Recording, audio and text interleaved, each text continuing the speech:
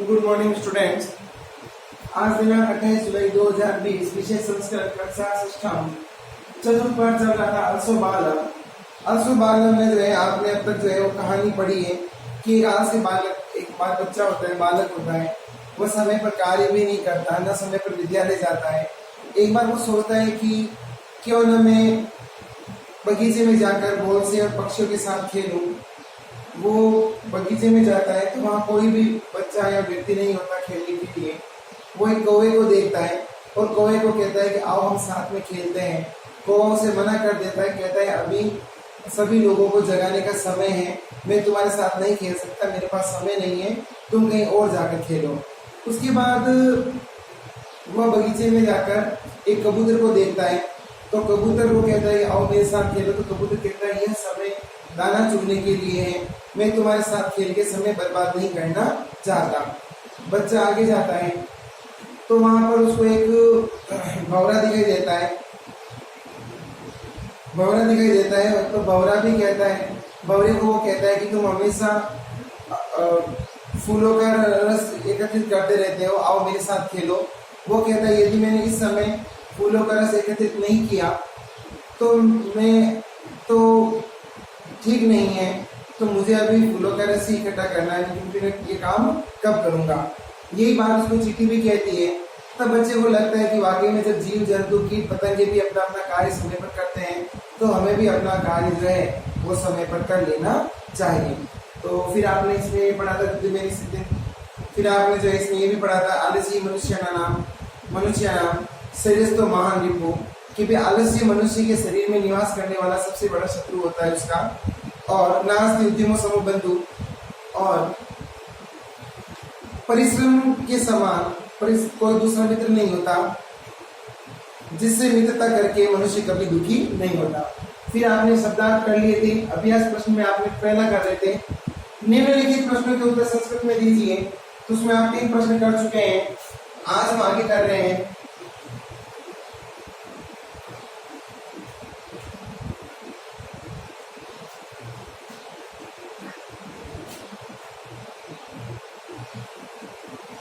कपोतर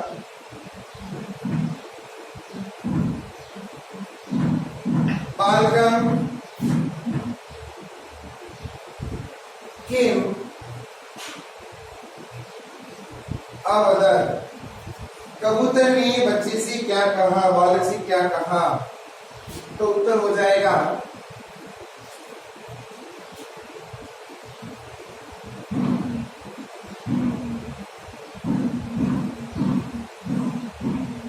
कपोतः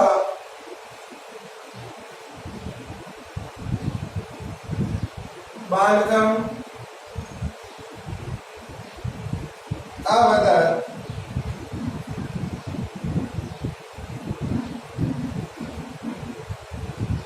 अधुना वयं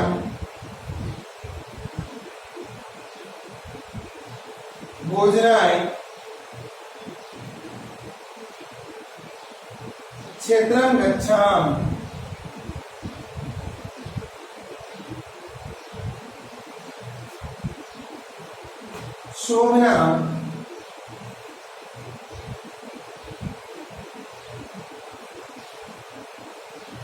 शोभना वेला वयं न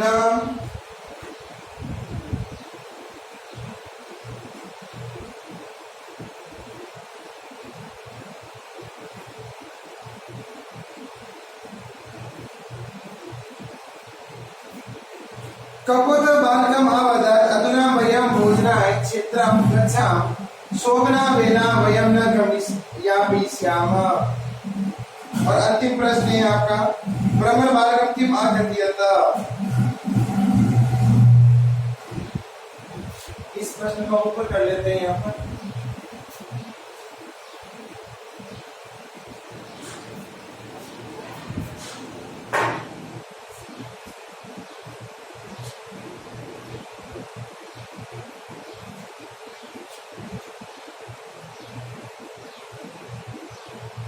भ्रमर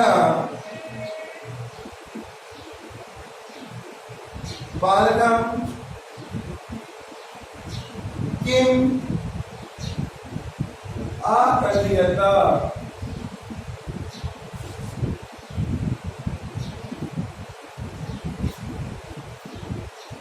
तो हो जाएगा भ्रमरः अकथयत यदि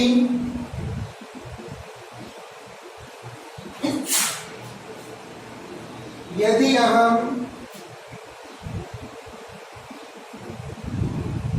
त्वया सह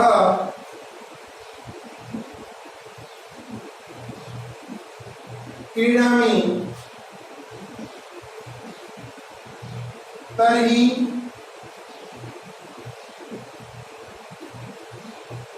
कदा परागं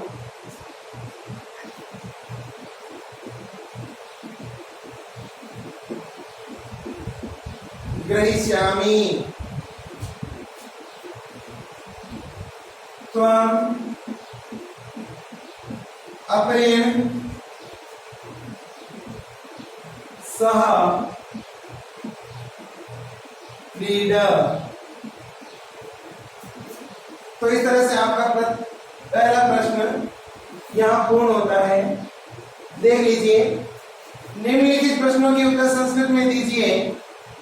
बालकः किम अचिंत्यत, बालक ने क्या सोचा।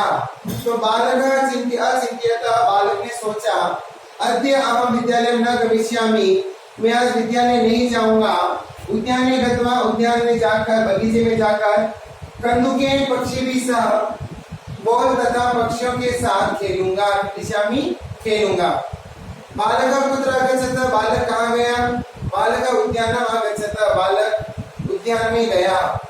बालकः काकं किम् अवदत्, बालक ने कौवे को क्या कहा। बालकः काकम् अवदत्, बालक ने कौवे से कहा, हे काका, हे कौवे, आगच्छ, आओ, मया सह क्रीड, आओ मेरे साथ खेलो। नंबर 5, कपतः बालकं किम् अवदत्, कौवे ने बालक से क्या कहा। तो कपतः बालकम् अवदत्, कौवे ने बालक से कहा, अधुना वयं भोजनाय क्षेत्रं गच्छामः, अभी मैं भोजन के लिए खेत में जा रहा हूँ। शोभना वेला वयं न यापयिष्यामः, मैं अच्छे समय को व्यर्थ में बर्बाद नहीं करना चाहता। फिर नंबर 5, भ्रमरः बालकं किम् अकथयत्, भंवरे ने बालक से क्या कहा। तो भ्रमरः अकथयत्, भंवरे ने कहा, यदि अहम त्वया सह क्रीडामि, यदि मैं तुम्हारे साथ खेलूंगा, तर्हि तो कदा परागं ग्रहीष्यामि, तो मैं पराग रस कब इकट्ठा करूंगा, अर्थात पुष्प रस कब एकत्रित करूंगा। तुम अपरेण सह क्रीड, तुम किसी अन्य के साथ खेलो। तो ये आप जो है वो नोट डाउन कर लीजिए, उसके बाद हम आगे काम करते हैं।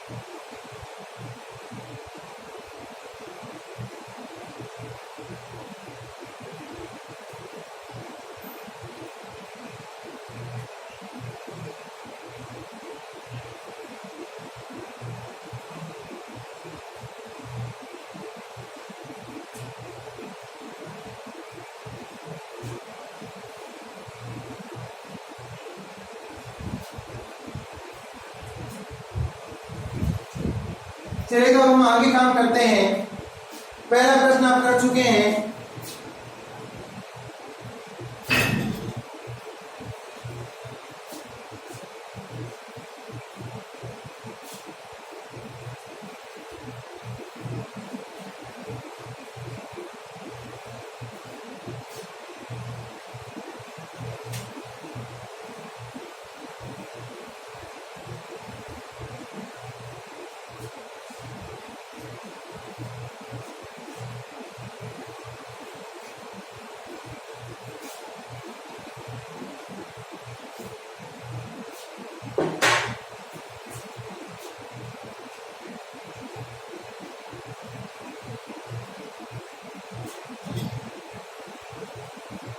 दूसरा प्रश्न, उचित क्रियापद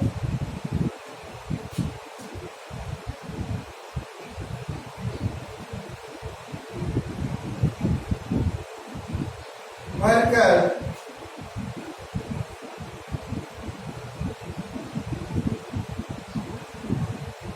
रिक्त स्थानों की पूर्ति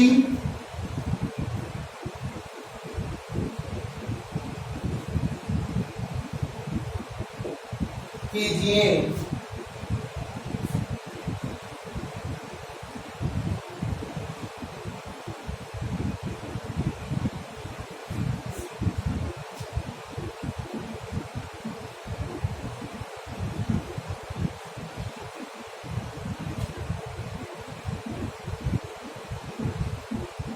अपश्यम, अवदर, अकरोत्,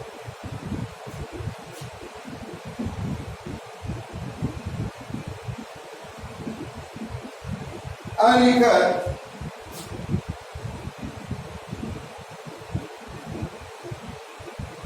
आगच्छत्। तो देखिए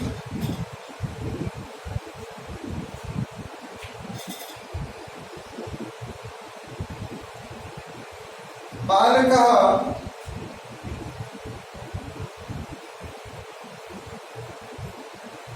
रिक्त स्थान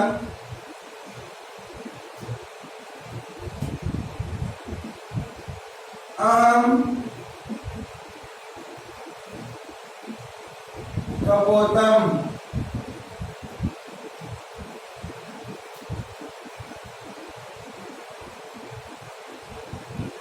छात्र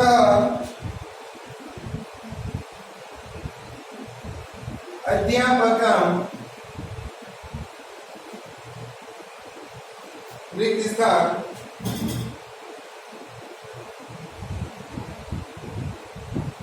रामः सम्यक्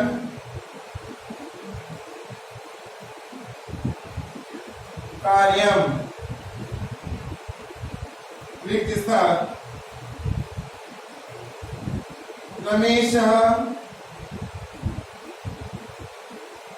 पत्रम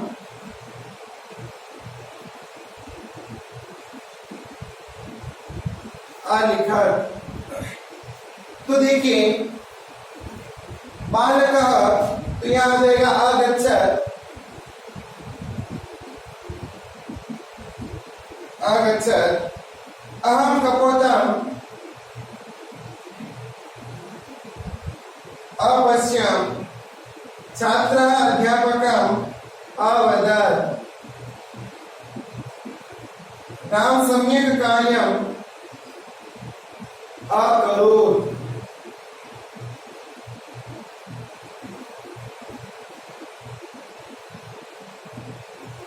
रमेशः पत्रम्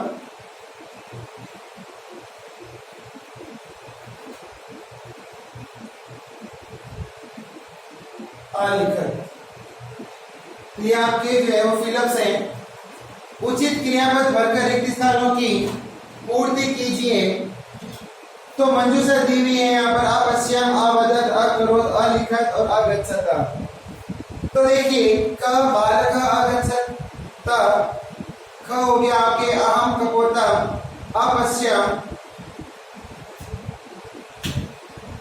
फिर आपके ग हो गया छात्र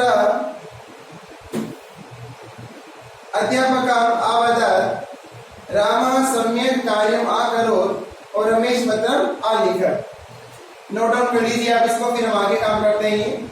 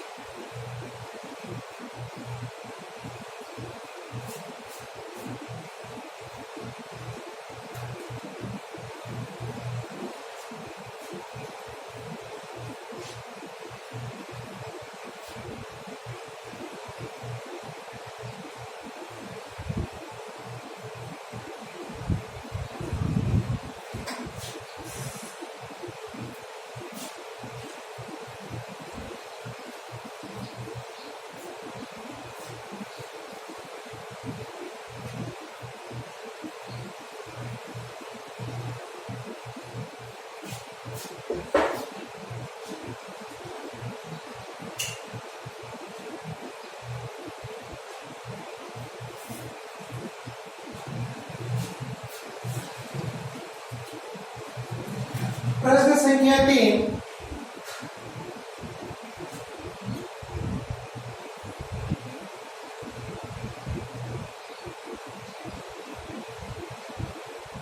पक्षियों का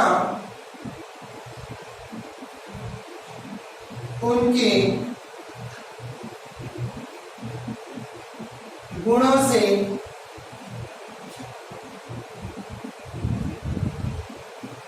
मिलान कीजिए। पक्षियों का उनके गुणों से मिलान कीजिए।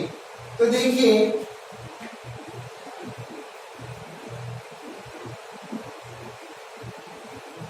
काका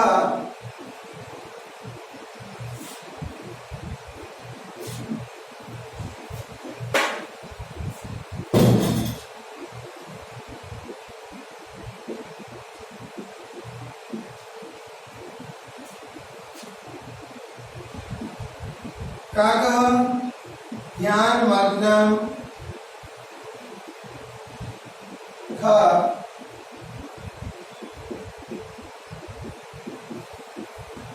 कोकिला नीर शीर विवेचनम।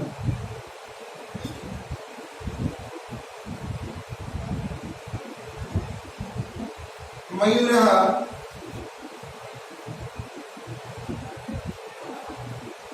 अनुकरणम।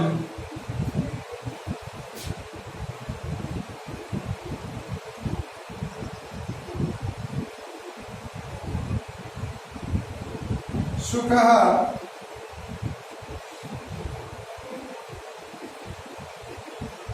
जन जागरणम।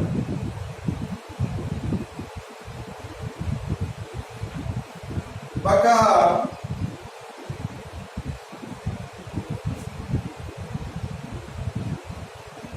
नृत्यम।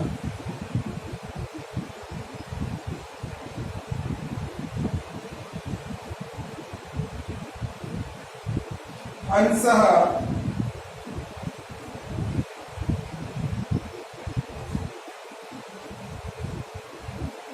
पंचम स्वरगानम।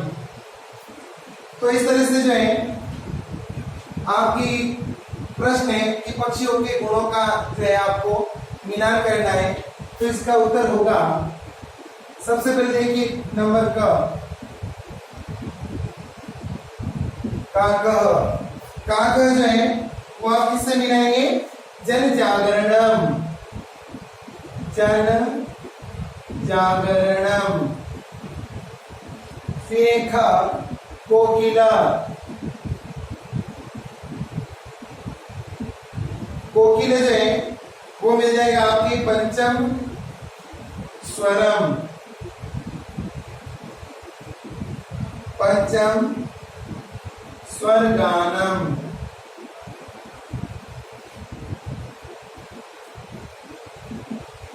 ग मयूरः। मयूरः को मिला लीजिए नृत्यम। फिर आपके शुकः। शुक को मिला लीजिए जन जागरणम से।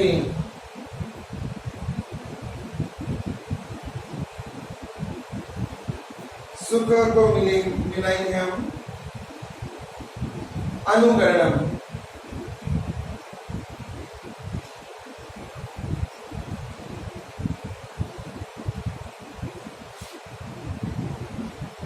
फिर आपके बकः,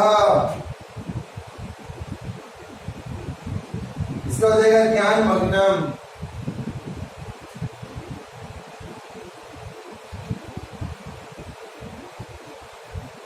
फिर चाहे हंसा,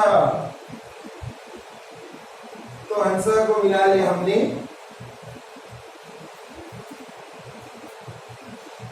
नीर सी विवेचनम। तो इस तरह से जो है वो आपकी प्रश्न होता है। काका कौवे का कार्य होते लोगों को जगाना, जन जागना। कोकिला पंचम स्वर गानम अर्थात कि सुंदर गाना। मयूर नृत्य, मयूर नृत्य करता है। शुक अनुकरणम, शुक अनुकरणम, तोता जो है, शुक जो है वो हमेशा आवाज का अनुकरण करता है। बक ध्यान मग्नम, बगुला ध्यान लगाकर पानी में खड़ा होता है। और हंस नीरशील विवेचनम अर्थात कि दूध और पानी को अलग करने का जो योग्यता है वो आपके हंस में होती है। तो अब आप देख लीजिए घर से आप क्या करके लाएंगे।